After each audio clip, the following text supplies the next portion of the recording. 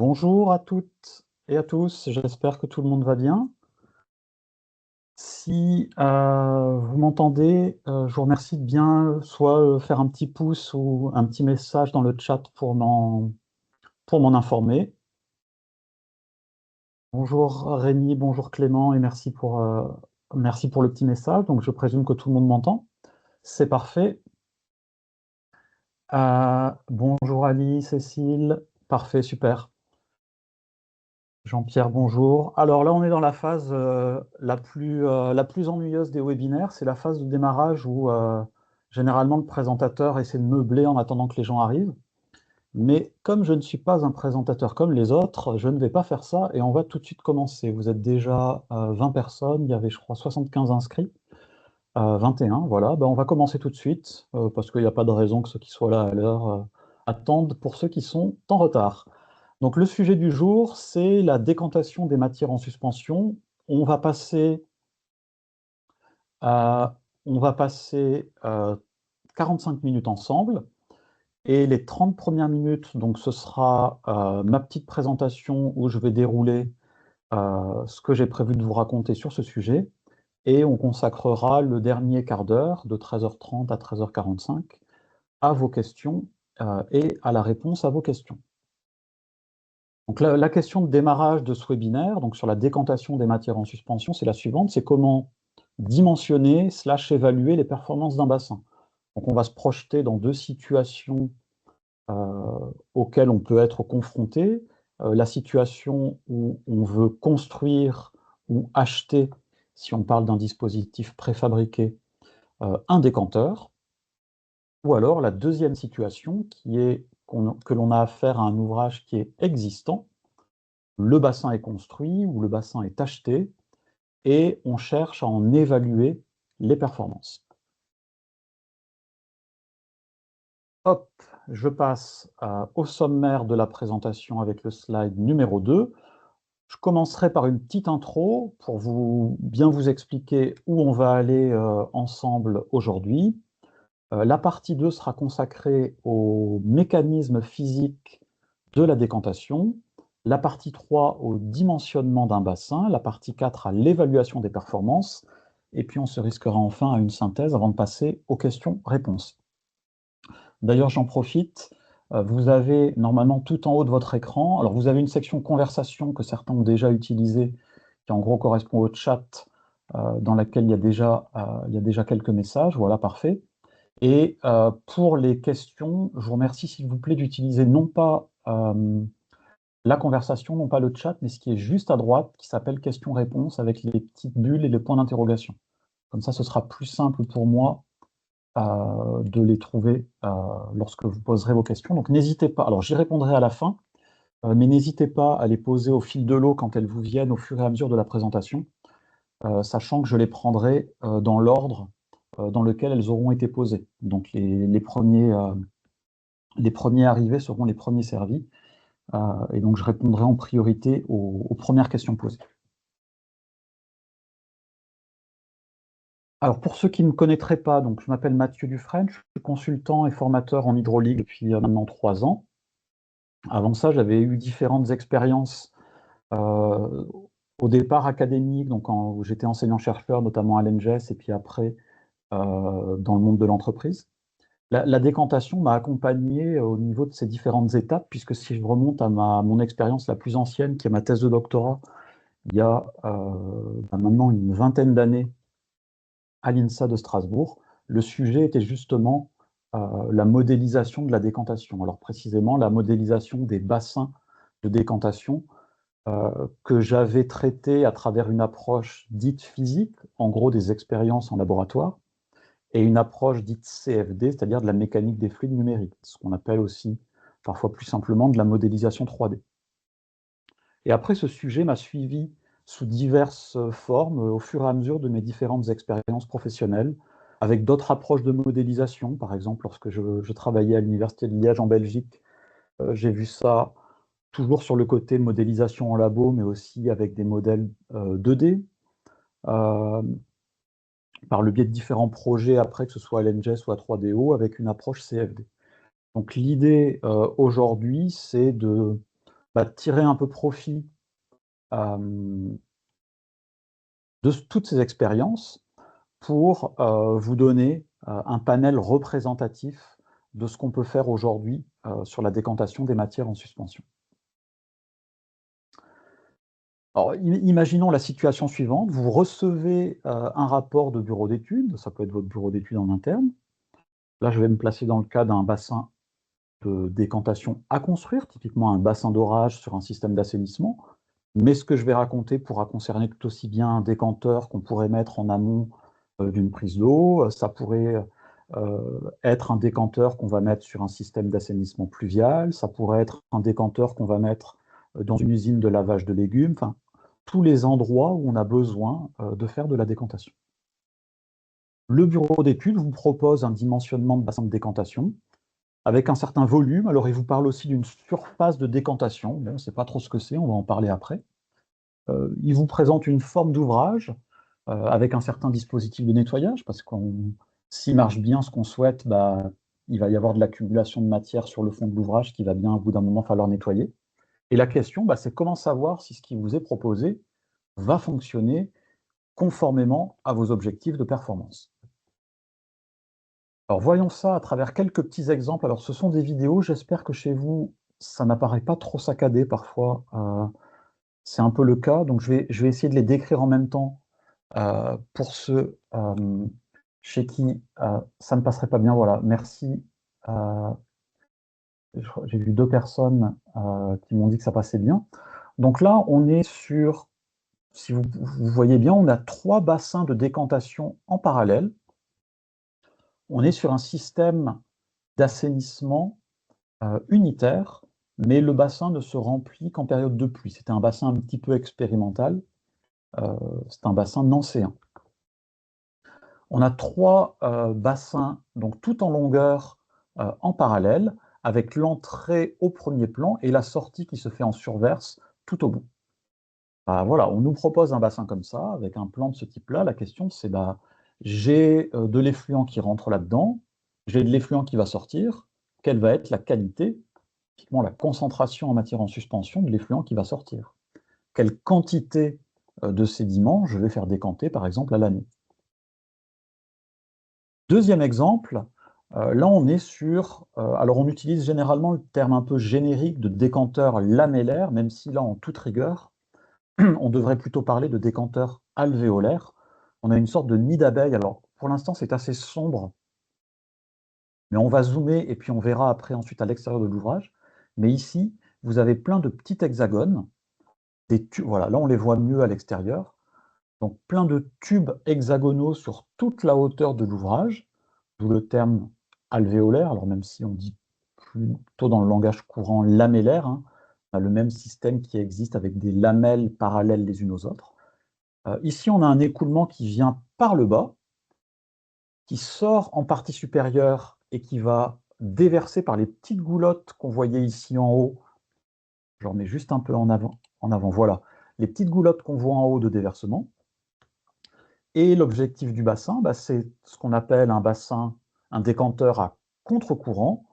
L'écoulement monte, les matières en suspension descendent vers le bas et donc à contre-courant. Et donc l'objectif de cet ouvrage, c'est de récupérer l'eau la moins concentrée possible au niveau des goulottes ici de déversement et de récupérer dans le fond du bassin les matières en suspension qu'on a fait décanter. Allez, un dernier petit exemple.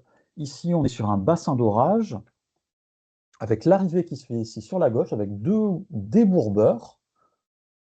On va les revoir quand la vidéo va recommencer. Voilà, là on a 2 débourbeurs, un à droite, un à gauche, dans lequel il y avait d'ailleurs des problèmes de court-circuit, puisqu'en gros tout l'écoulement passait d'un côté et il passait en sens inverse de l'autre. Donc ça c'est une des questions qu'on va soulever par la suite avec le fait de se demander comment l'écoulement va circuler dans la géométrie qu'on lui a donnée. Et ensuite derrière, vous avez un gros bassin qui fait un bon millier de mètres cubes, avec une forme rectangulaire et 3 couloirs qui sont simplement là pour faciliter le nettoyage de l'ouvrage avec des ogets basculeurs qui sont présents mais qu'on ne voit pas. Ils sont juste en dessous ici, au premier plan. Il y a plein d'autres exemples, hein. Ça, c'était 3 exemples que j'avais en vidéo et qui me permettaient d'illustrer les choses. Mais ça peut être un petit décanteur préfabriqué qu'on va aller mettre sur un système d'assainissement pluvial. Ça peut être un bassin de décantation en sortie d'usine de lavage d'une d'une usine de nettoyage de légumes. Enfin, ça peut être tout un tas d'éléments, tout un tas de formes de bassins et de types de bassins dans lesquels on veut faire de la décantation. Alors parlons à présent des mécanismes physiques. Il y en a 2 qui sont clés, que j'ai synthétisés par la vitesse de chute et l'écoulement. En gros, la vitesse de chute, ça va être l'élément qui va être le plus représentatif de la capacité des matières en suspension à décanter. Donc ce premier élément, il ne concerne que les particules, que les matières en suspension. Le deuxième élément, l'écoulement, c'est la façon dont l'eau va se comporter dans le décanteur. Et c'est la combinaison de ces 2 informations, de ces 2 paramètres clés, qui va conditionner les performances en termes d'abattement, c'est-à-dire en termes de pourcentage de matière qui va décanter par rapport aux matières en suspension entrantes d'un ouvrage. Et c'est vraiment l'un et l'autre. On peut avoir des particules, on va le voir après, qui décantent très facilement parce qu'elles sont grosses, parce qu'elles sont lourdes, parce qu'on les a fait floculer, que sais-je, mais qui ne décantent pas bien parce qu'on a un méga court-circuit hydraulique dans le bassin. Et à l'inverse, on peut avoir des vitesses de chute très faibles, des particules très légères qui décantent intrinsèquement très difficilement, mais avec un écoulement qui est particulièrement propice à leur décantation, voire même pas d'écoulement du tout, c'est-à-dire on remplit un bassin, on arrête, il n'y a plus de débit et on laisse décanter pendant un certain temps, et un abattement pour ces particules qui, par nature, sont pourtant bien plus difficiles à faire décanter.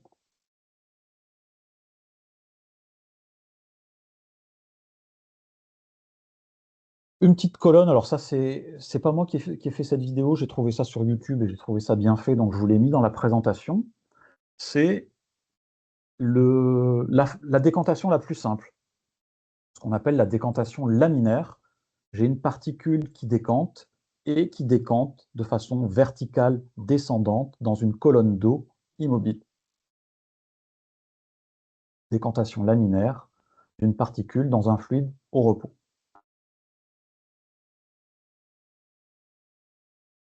Ça peut se mesurer. C'est-à-dire qu'il existe des protocoles où on met l'effluent dans une colonne et on peut mesurer la vitesse de décantation de cet effluent, plus précisément des particules de cet effluent. Alors ça peut être fait de façon très globale avec par exemple un test qui est souvent utilisé dans le traitement des eaux usées qui s'appelle le test de Kinch. Donc on prend une éprouvette, on met l'effluent, on mélange, on pose, et ensuite on suit ce qu'on appelle le voile de boue au fil du temps. Et l'expérience montre qu'avec des eaux usées un peu classiques, on a une partie de la courbe, c'est la courbe que je vous ai mis ici au milieu, que j'ai récupérée sur le handbook Suez Water, qui est plutôt très bien fait sur ce sujet-là. Et donc il y a une partie de la courbe ici. Alors au début, c'est pas linéaire parce que c'est encore les stigmates en quelque sorte de l'agitation qu'on a imposée. Au bout d'un moment, on a une évolution linéaire de la position verticale du voile de boue. Et puis, quand le voile de boue atteint vraiment le bas de la colonne, on a un voile de boue, mais qui va baisser de moins en moins parce qu'il y a des effets de compaction. La concentration augmente et la décantation est freinée par le fait qu'il y a des particules en quantité, pas en quantité, mais en densité très importante. En gros, les particules se gênent les unes des autres et on a plus un effet de compaction. Donc, ça va petit à petit, on n'y est pas encore, mais si on force le trait, on va tendre plutôt vers quelque chose qui va devenir une sorte de solide plutôt qu'un liquide. Bon, on n'est pas encore au solide, hein, c'est plus de la boue à ce stade, mais c'est néanmoins pour que vous ayez l'idée. Et donc le test de Kinch, on prend la pente ici de la partie linéaire, ça nous donne en mètres par heure, en millimètres par seconde ou en ce que vous voulez homogène à une vitesse de chute caractéristique de l'effluent, mais globale. Ou on peut avoir une approche un petit peu plus fine avec par exemple le protocole VICAS qui a été développé par le laboratoire Le Lézu à Marne-la-Vallée. Et donc c'est le même principe, hein. On prend une colonne, on agite tout ça, on pose, on laisse décanter, mais sauf qu'au pied de la colonne, on a des petites coupelles et on change régulièrement la coupelle. C'est-à-dire qu'on récupère la masse décantée à différents instants dans la décantation. Et ce qu'on récupère dans chaque petite coupelle, on le passe à l'écuve pour faire s'évaporer l'eau, on pèse, et à la fin, on n'a non pas une vitesse de décantation globale, une vitesse de chute globale, mais on a une distribution de vitesse de chute. Donc c'est une approche, alors c'est plus contraignant, hein, parce qu'il faut faire ce test, ce protocole VICAS, mais c'est une approche beaucoup plus fine pour caractériser les matières en suspension. Là, vous avez un exemple de courbe de vitesse de chute qui a été obtenue avec un test VICAS. Et donc, on a en abscisse la vitesse de chute et en ordonnée le pourcentage massique cumulé.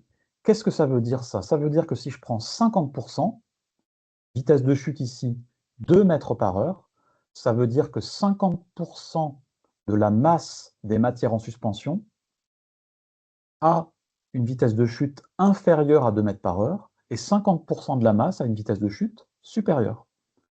Si je prends 10%, 0,1 mètre par heure, ça veut dire quoi?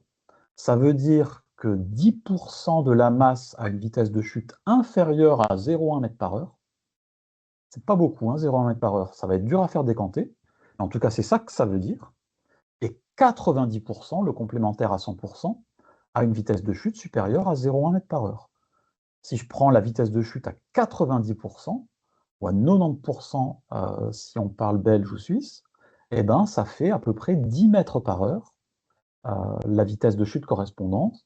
Et donc, 90% de la masse des matières en suspension a une vitesse de chute inférieure à 10, et le complémentaire à 100, 10%, a une vitesse de chute supérieure à 10 mètres par heure. Alors là, c'est des vitesses de chute qui sont un peu grandes par rapport à ce qu'on peut rencontrer en assainissement, parce que c'est quelque chose qui a été fait sur des particules qui sont décantées dans un bassin d'orage. Donc on a déjà une sorte de biais dans les particules qu'on analyse, c'est que ce sont des particules qui sont déjà suffisamment facilement décantables, parce qu'elles ont déjà décanté dans un bassin. Donc les particules moins facilement décantables, elles se sont pas retrouvées sur le fond de l'ouvrage. Alors il y a beaucoup de paramètres qui interviennent sur cette vitesse de chute, le fluide, sa masse volumique, sa viscosité, sa salinité, la température, ça peut jouer notamment beaucoup sur la viscosité. Plus la température est froide, plus la viscosité est grande et plus la particule va être freinée dans sa chute, avec, en ordre de grandeur, un facteur 2 entre 0 et 30 degrés. Donc entre l'été et l'hiver, vous n'allez pas avoir la même efficacité de décantation et ça peut atteindre un facteur 2. Il y a des ordres de grandeur très variables selon les effluents, même sur un même site, hein. Vous prélevez sur un site, par exemple, de lavage de légumes, la sortie de l'effluent, vous lavez des carottes à telle période de l'année, vous allez avoir une certaine courbe, vous lavez des pommes de terre, vous allez avoir autre chose. Et puis vous relavez des carottes un peu plus tard dans l'année, vous allez avoir encore autre chose et qui va être différent de la première fois que vous avez nettoyé des carottes. Parce que peut-être que la deuxième fois, vous les avez d'abord prélavées, puis stockées, puis relavées ensuite. Enfin, voilà. Même parfois, quand on a le même, entre guillemets, même produit en amont, ça peut se traduire par des courbes de vitesse de chute très différentes en pratique. Donc ça se mesure, ça peut aussi se calculer. Il y a différentes formules qui existent dans la littérature, je ne vais pas rentrer dans les détails, mais juste pour mentionner quand même que celle qui est le plus utilisée, qui est la formule de Stokes, elle est bien, mais elle ne marche pas pour les grosses particules, hein. Elle surestime, et parfois elle surestime de façon vraiment très grossière, la vitesse de chute pour les particules qui sont lourdes ou les grosses particules donc qui décantent vite. Pourquoi? Parce qu'elle fait l'hypothèse d'une chute laminaire alors que l'écoulement est turbulent. Je ne rentre pas dans plus de détails ici. L'autre paramètre, c'est l'écoulement. Peut empêcher le dépôt ou la remise en suspension. Petite vidéo où on voit que là, j'ai des particules, elles sont déposées, ouais, mais l'écoulement a choisi de les remettre en suspension. Et pourtant, elles étaient décantées. mais l'écoulement, la turbulence interne de l'écoulement, fait que une partie est remobilisée. Alors, comment dimensionner un bassin? La méthode classique, c'est la méthode de Hazen. Allen Hazen, c'est un hydraulicien américain, fin du 19e, début du 20e siècle, donc il y a 120 ans. Ça publie sur la sédimentation qui s'appelle très sobrement, je crois, On Sedimentation, si je ne dis pas de bêtises, ou même sédimentation tout court. Elle date de 1904 et elle est mondialement utilisée pour dimensionner des ouvrages de décantation. Extrêmement simple et donc extrêmement facile à utiliser. On compare la vitesse de chute dont je viens de parler à ce qu'on appelle la vitesse de Hazen, qui est le ratio du débit de l'écoulement sur la surface de décantation de l'ouvrage. Concrètement, qu'est-ce que c'est dans le cas d'un bassin tel que je l'ai représenté là? C'est la surface horizontale du bassin. Si le bassin est rectangulaire avec une certaine longueur, une certaine largeur, c'est L fois B, longueur fois largeur, grand B étant la largeur. Et Hazen nous dit quoi? Hazen nous dit, moyennant un certain nombre d'hypothèses, alors attention, elles sont très fortes, hein, écoulement laminaire, écoulement piston, c'est-à-dire la vitesse est uniforme dans la section de passage, une particule va décanter si sa vitesse de chute est supérieure à la vitesse de Hazen.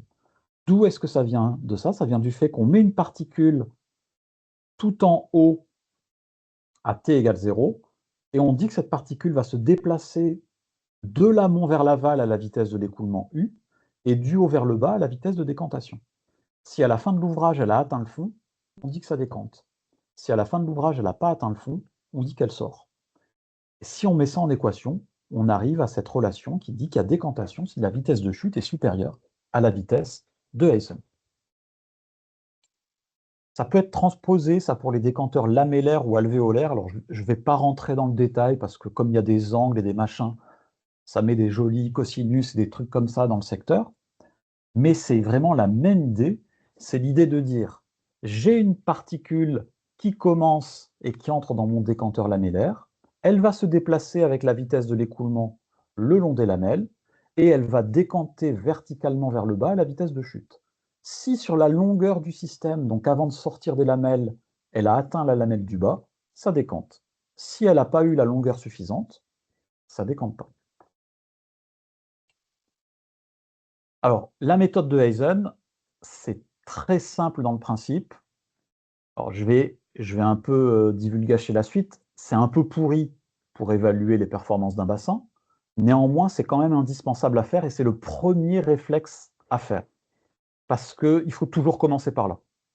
Alors, je ne rentre pas dans les détails, hein, j'ai que 45 minutes. Il y a d'autres méthodes dérivées par rapport à Hazen, mais qui en sont très proches, Camp, Dobbins, Gard. Je ne vais pas rentrer dans plus de détails. Mais en tout cas, c'est un très bon premier point que d'utiliser cette méthode.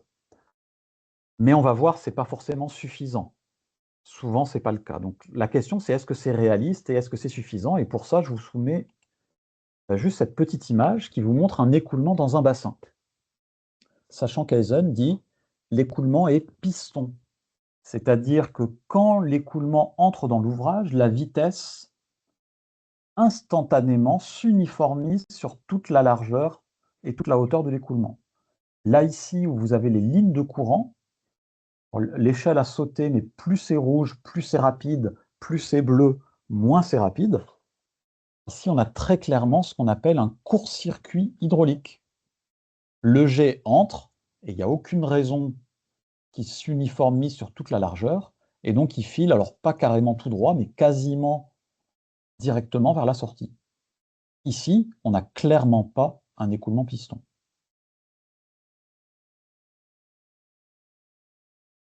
Quelques petites comparaisons. Alors ça, c'est des expériences que j'avais fait moi-même il y a bientôt 20 ans dans le cadre de ma thèse. Là, je vous ai mis le petit dispositif où je m'étais amusé à injecter des particules en entrée, les récupérer en sortie, peser, Bon bref, j'avais passé un bon moment, enfin, un bon moment qui avait duré 3 ans. Et j'en avais tiré un certain nombre de résultats, notamment celui-ci. Donc là, je vous ai mis deux choses. Je vous ai mis ici à gauche la distribution de la vitesse de chute des particules ici blanches que j'avais utilisées. Donc c'était des particules qui avaient pour les plus petites une vitesse de chute autour de 10 mètres par heure et pour les plus grandes autour de 50 mètres par heure. Et ici, je vous ai mis un graphique avec, en ordonnée, l'abattement. 100%, ça veut dire que tout décante. 0%, rien ne décante. Et en abscisse, je vous ai mis la vitesse de Aysen. Donc le ratio du débit sur la surface du bassin. Alors évidemment, dans mon cas, le bassin était toujours le même. Donc en gros, l'abscisse, c'est juste une indication du débit, mais exprimée sous la forme d'une vitesse. Plus je suis à gauche, plus le débit est petit. Plus je suis à droite, plus le débit est grand. Et les points, pardon, pas les points, excusez-moi, les triangles verts correspondent à mes expériences. C'est-à-dire, pour différentes vitesses de Aysen et différentes conditions d'ouvrage, il y avait quelques petites subtilités, ce qui fait qu'ici, vous voyez, il y a beaucoup de points et avec un abattement qui change, parce qu'il n'y avait pas le débit sortait tantôt par le haut, tantôt par le bas, c'est ça les petites variations. Mais en tout cas, en vert, ce sont mes résultats expérimentaux. Les points bleus, c'est l'application de la méthode de Aysen, qui en gros me dit, là, tu dois avoir 100%, 100%, 100%, 100%, 100%. Vous voyez, là, Aysen me dit 100%, et moi, je trouve quoi? Entre 30 et 50. Ah ouais, c'est quand même pas pareil. À partir de là, Aysen me dit un peu moins que 100%. Pourquoi? Parce qu'on dépasse la vitesse de chute des plus petites particules. Donc les plus petites particules dans mes particules blanches ne décantent pas. Et pour ma vitesse ici la plus grande, Aysen me dit un peu plus de 80%. Là où mes expériences me disent non, non, tu as entre 5 et 10%. Donc j'ai quasiment un facteur 10 entre ce que me dit Aysen et ce que j'ai obtenu. Avec le bassin sans obstacle, c'est-à-dire le bassin brut. Après, je me suis amusé à mettre des obstacles, des déflecteurs, des parois, des choses dont l'objectif était d'uniformiser au mieux le champ de vitesse, de casser le jet qui rentrait dans le bassin. Et là, c'est mes croix rouges. Alors parfois, j'étais pas très bien inspiré. Regardez par exemple la croix rouge qui se trouve entre 8 et 10 mètres par heure. Elle est en dessous des points verts, c'est-à-dire j'ai ajouté quelque chose pour essayer d'améliorer la décantation, je l'ai empiré. Bon, raté. Mais dans les autres cas, les croix rouges sont au-dessus. Voire même parfois, on en a une ici tout à fait à gauche qui est à 100% et une ici tout à fait à droite qui est à un peu plus de 80% et qui se trouve sur la valeur exactement, non. Il y a une incertitude évidemment dans ces mesures, mais quasiment la même valeur que ce que calcule Aysen. Autrement dit, en optimisant l'écoulement, j'ai réussi à faire tendre l'abattement vers ce que disait Aysen. Mais si je prends mon bassin brut, j'étais clairement en dessous. Ça, c'est le même type d'exemple. Je ne vais pas détailler je vais pas détailler ça plus finement, mais c'est le même type d'expérience qui a été menée par Gebhard Weiss.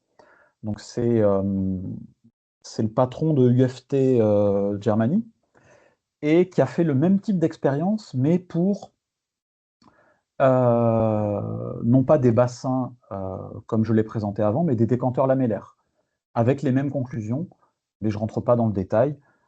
C'est que Aysen est généralement une surestimation, parfois très manifeste, de l'abattement. Alors ceci dit, il ne faut pas jeter Aysen, hein, c'est un premier cadrage indispensable. Mais son incertitude, j'ai mis, est supérieure à 100% et même à 1000, hein, puisque dans mon cas, il y avait un facteur 10. Quand je passe de 1 à 10, ça fait un écart de 1000%. Donc sur un projet à faible enjeu, on ne se casse pas la tête. Sur un projet à enjeu, il faut aller plus loin. Éventuellement avec une autre méthode simple. Bon, là c'est difficile de faire de la magie avec des choses trop simples. Ou en faisant de la modélisation physique, un modèle réduit en labo, ou en faisant de la modélisation CFD. Le choix de la bonne méthode dépend évidemment de votre contexte. Maintenant, je me place dans la situation où j'ai un bassin existant et je veux en évaluer les performances. Il y a 4 méthodes. Ce que je viens de raconter, la méthode de Aysen, la méthode de dimensionnement, pourquoi pas? Si je prends ça, alors les ordres de grandeur que je viens de donner doivent vous faire réaliser que ça ne vous donnera la performance de l'ouvrage qu'à l'incertitude de la méthode et qui peut être d'autant plus énorme que l'écoulement n'est pas optimisé. Ce que j'ai résumé en disant c'est un excellent outil de conception préliminaire, mais je pense qu'on peut raisonnablement conclure que ce n'est pas du tout un outil d'évaluation des performances, sauf si une évaluation à 1000% près nous convient bien, ce qui peut arriver mais qui est quand même rare. Autre méthode, essai sur site. J'ai un bassin existant, je vais l'équiper. C'est la vraie vie. C'est mon bassin tel qu'il fonctionne en réalité. Donc c'est ça la vraie performance je vais la mesurer. La difficulté, c'est que c'est généralement assez peu précis, parce que l'instrumentation sur site, elle n'est pas évidente. Et puis, on a parfois des résultats qu'on a du mal à évaluer. Mais d'un autre côté, c'est ça la vérité, c'est le site. On peut faire des essais en laboratoire, dans des conditions contrôlées, ce que je vous ai présenté avant. Ouais, sauf que ça, c'est des conditions idéalisées et qui ne sont pas forcément parfaitement représentatives de ce qui va se passer sur un site. Par ailleurs, ça marche bien que pour les bassins avec une taille réduite, un gros ouvrage. Si je veux faire ça, je suis obligé d'en faire un modèle réduit. Bon, pourquoi pas, mais il faut l'avoir en tête, et notamment les éventuels effets d'échelle que ça peut faire intervenir. Et puis enfin, il y a la CFD qui est assez similaire, à vrai dire, aux essais en laboratoire. Les conditions sont contrôlées, mais c'est idéalisé par rapport au site. Alors, même si on peut parfois faire des choses en régime transitoire qui s'en approchent, mais c'est quand même idéalisé. L'avantage quand même par rapport au labo, c'est que là, on n'a pas d'effet d'échelle. Si mon bassin il fait 10 000 m3, rien ne m'empêche de faire un modèle qui représente 10 000 m3. Je n'ai pas la contrainte de la construction du modèle. En revanche, la contrainte, c'est le phénomène physique que je cherche à représenter. La décantation, la CFD, c'est très bien la représenter. La flocculation, c'est autre chose. Donc tout dépend des phénomènes hydrauliques en jeu. Et le choix de la bonne méthode, ça dépend évidemment de l'objectif que vous recherchez. Quelques exemples. Ça, c'était un suivi sur site fait avec la société Hydroconcept alors c'était un séparateur à macrodéchets, mais ça, c'était pas un décanteur de matière en suspension, mais ça montre quand même bien l'idée, avec une instrumentation en débit en amont, des mesures de niveau d'eau, des suivis, etc., etc. C'était très lourd. Ça, c'est pour illustrer un essai en laboratoire qui avait été fait avec la société ACO. Voilà, alors la cuve, elle était là, on était à la limite, je pense, de ce qui pouvait être fait dans le labo. Plus ça rentrait pas par la porte, plus il fallait casser, pardon, la porte et la paroi du labo pour le faire rentrer à l'intérieur. Ou alors faire les essais sur le parking. Et puis on s'était amusé à injecter des particules en entrée, un peu comme je l'avais montré dans ma manip. Là, on avait même superposé à ça un suivi de la turbidité et une corrélation turbidité-matière en suspension. En synthèse de tout ça, les messages clés que je souhaite faire passer, c'est que la vitesse de chute est le paramètre clé et elle varie énormément selon les effluents. Selon les contextes, bien sûr, mais même dans un contexte donné, assainissement urbain, nettoyage de légumes, assainissement pluvial, que sais-je, même si on se place dans l'un de ces contextes-là, on peut avoir une variabilité extrêmement importante de la vitesse de chute. Un ratio de 1 à 10 est courant. L'écoulement réel dans un bassin n'a souvent pas grand-chose à voir avec l'hypothèse de l'écoulement piston que fait Hazen. Donc la méthode de Hazen donne un premier cadrage, et j'insiste, il faut toujours commencer par là, mais son incertitude est gigantesque, supérieure à 100% et même 1000%, si je prends l'exemple de mon bassin où j'avais un ratio de 1 à 10. Il y a des méthodes plus précises qui existent pour aller plus loin. Alors, il y a d'autres approches simples, je n'ai pas détaillé ça aujourd'hui. Il y a la CFD, il y a les essais sur site, il y a le labo. Il faut choisir la bonne en fonction de son objectif. Quand on est au stade du dimensionnement, mais aussi quand on est dans la situation de l'évaluation de la performance. Alors, question ouverte, comment on choisit entre un dimensionnement classique et la modélisation? Parce qu'évidemment, appliquer la méthode de Hazen, ça se fait en 1 heure. Ça ne va pas avoir le même coût que faire un modèle CFD qui va vous demander quelques jours d'ingénieur et quelques jours de calcul et que vous allez payer 10 000 €, ou qu'un modèle réduit que vous allez construire en labo qui va demander un délai de peut-être 1 à 2 mois si vous commencez demain et avec un budget de 10 à 20 000 euros tant qu'il est de taille réduite et plusieurs dizaines de milliers d'euros s'il est de taille plus conséquente. Autre question, comment évaluer les performances en fonction de mon objectif? Si vous vendez un décanteur sur lequel vous vous engagez, pour lequel vous vous engagez sur un respect du cahier des charges, il faut que si derrière, une fois qu'il est mis en place, des suivis sur site sont réalisés en vue de vérifier que les performances sont bien atteintes, il faut que, au moment de votre vente, vous ayez les éléments qui vous rassurent sur le fait que les tests qui seront faits après l'installation valideront les performances que vous avez vendues. Jusqu'où aller dans l'analyse selon l'enjeu du projet? Jusqu'où sécuriser avant la construction en fonction du risque de surprise qu'on est prêt à accepter après? Parce qu'évidemment, tout ce qu'on va faire en plus avant va coûter plus cher, mais va aussi minimiser le risque de surprise et on a malheureusement plus souvent des mauvaises que des bonnes en termes que de bonnes surprises en termes de décantation qu'on aura après. En synthèse, donc un projet de bassin, si vous avez un projet de bassin ou d'ouvrage, ah non pardon, en synthèse, non, ça c'est plutôt ma pub perso. Si vous avez un projet de bassin dimensionné ou un ouvrage existant, je fais de la prestat de conseil au cas par cas sur ces situations. J'ai aussi une formation dédiée que j'ai déjà fait à quelques reprises. J'avais lancé ça un peu de façon en me disant que ça ne trouverait pas forcément son public. Et après, contre toute attente, je l'ai déjà fait à plusieurs reprises et dans des contextes assez variés. Euh, donc c'est une décantation qui existe et que j'adapte aux besoins et au domaine dans lequel vous avez besoin de la décantation. Et puis voilà, si vous avez des projets de ce type-là, je vous ai mis directement le lien pour qu'on puisse en discuter lors d'un petit rendez-vous. Voilà, alors j'ai un petit peu dépassé, mes 30 minutes sont devenues 37, mais j'espère que ça vous a intéressé et on va passer à la phase de questions-réponses, en tout cas si jamais vous en avez. Alors, voyons voir ça.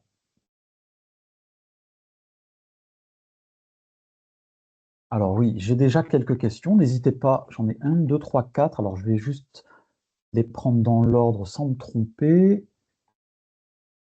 Quelle est la première? Voilà, ça c'est la première, donc je pense que c'est Cécile. N'hésitez pas à en ajouter, si jamais vous en avez qui vous viennent à présent. Donc Cécile demande, est-ce qu'il existe des tables de vitesse de chute par taille, type de particules? Oui, ça existe. Ça existe.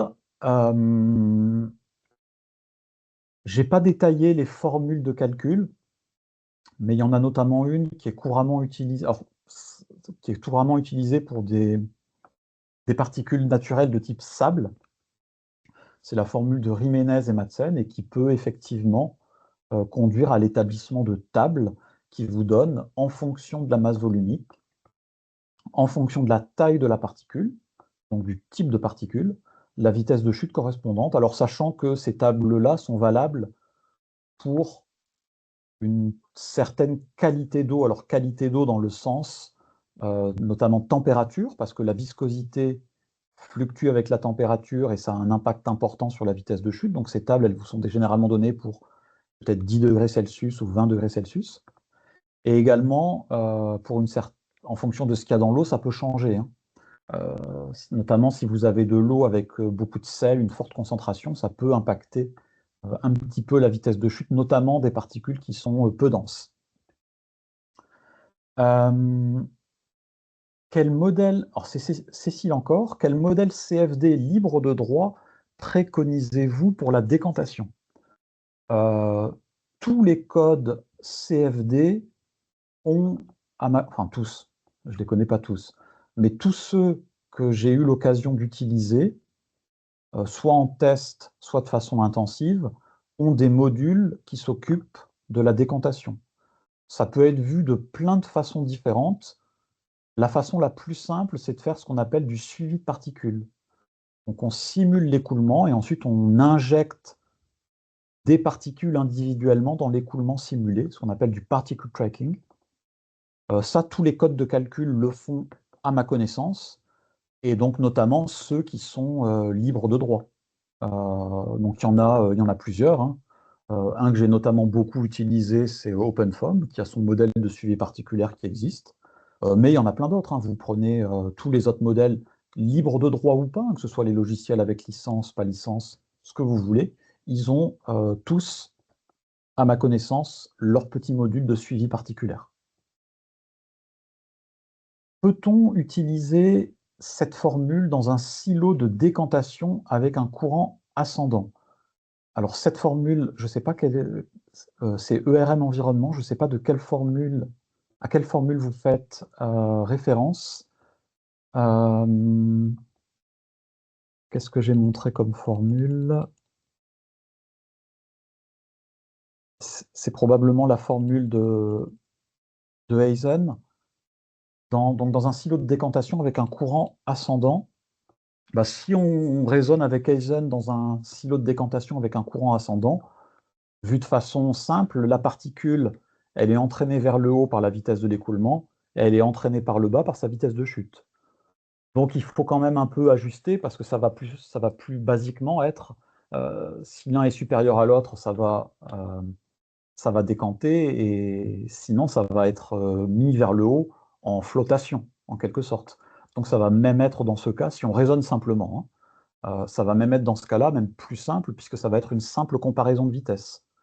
Ça va être la vitesse ascendante et la vitesse de chute.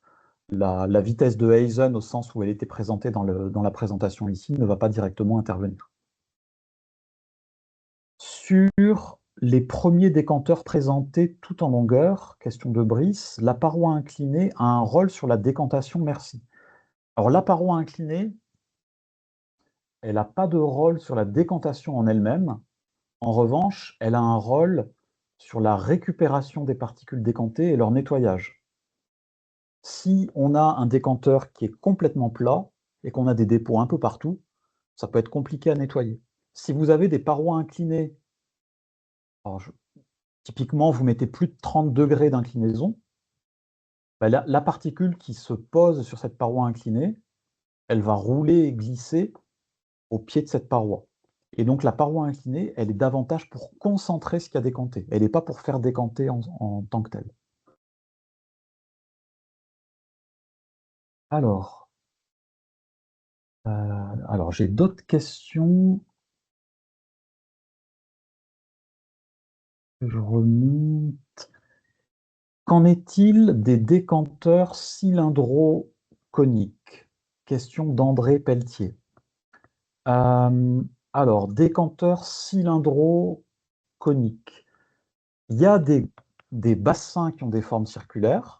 Je ne sais pas si c'est à ça que vous faites référence. Ou il y a aussi des décanteurs, on peut appeler des hydrocyclones, qui ont une forme circulaire et dans lequel on injecte l'eau tangentiellement pour lui donner un mouvement de rotation. Et si on envoie ça avec une bonne vitesse, on peut faire tourner l'eau avec une vitesse suffisamment importante pour qu'on produise ce qu'on appelle couramment de la gravité centrifuge. Et donc on est en train de faire... Alors il faut des grosses vitesses pour faire ça, hein, mais on est en train de faire décanter non pas du fait de la gravité, mais du fait de ce qu'on appelle, alors c'est un peu impropre, mais de ce qu'on appelle la force centrifuge. Comme pour les fans de science-fiction, hein, dans les films de SF de 2001, l'Odyssée de l'espace ou que sais-je, vous avez, pour ceux qui ont vu ce film de Stanley Kubrick, mais il y en a d'autres, hein, vous avez la station en forme circulaire, et puis vous avez, je crois que c'est Frank, le nom du personnage, qui fait son jogging, et puis qui revient toujours sur ses pas, mais sans jamais se retourner, parce qu'il est en train de faire son jogging dans un système en rotation, et que ça l'ancre sur le sol, parce que la vitesse de rotation est suffisamment rapide pour qu'il y ait une gravité quasi terrestre qui s'applique à lui. Donc ces systèmes-là, ça existe, ça marche bien, mais ce n'est pas le même type de calcul. On n'utilise pas la méthode de Hazen, on utilise d'autres, il y a d'autres paramètres, et notamment ce qu'on appelle un nombre de Peclet, qui fait intervenir la vitesse de rotation et le diamètre de l'ouvrage qui intervient. Question d'Audrey, la salinité influence dans quel sens? La salinité change principalement deux éléments dans les caractéristiques du fluide. La viscosité, ça l'augmente un peu, et la masse volumique, ça l'augmente aussi. Donc si la viscosité est plus grande, ça freine davantage la particule, ça décante moins. Si la masse volumique est plus grande, la différence entre la masse volumique de la particule et la masse volumique du fluide est plus petite, ça décante aussi moins bien. Donc la salinité freine la décantation. D'autant plus que la concentration est importante. Alors, l'effet est peut-être davantage là sur la viscosité que sur la masse volumique, parce que en général, quand on fait décanter du sable qui est à densité de 6, de 7, que ce soit de l'eau à 1000 kg par mètre cube ou à 1040 kg par mètre cube quand on est sur de l'eau de mer, la différence avec la densité de la particule, elle n'est pas très grande. Mais pour des fortes concentrations ou des particules peu denses, ça peut beaucoup jouer. Alors, bah, écoutez, je pense que j'ai répondu à toutes les questions. Je vais juste revérifier. Hop, eh ben oui, c'est parfait et il est 13h46. Eh ben, si ça, c'est pas de la gestion du timing. Eh ben, écoutez, je vous remercie, pour votre, participation, votre attention pour ce webinaire. Et puis, bah, n'hésitez pas si vous avez des problématiques de décantation et merci à chacun d'entre vous. Passez une bonne journée. Au revoir.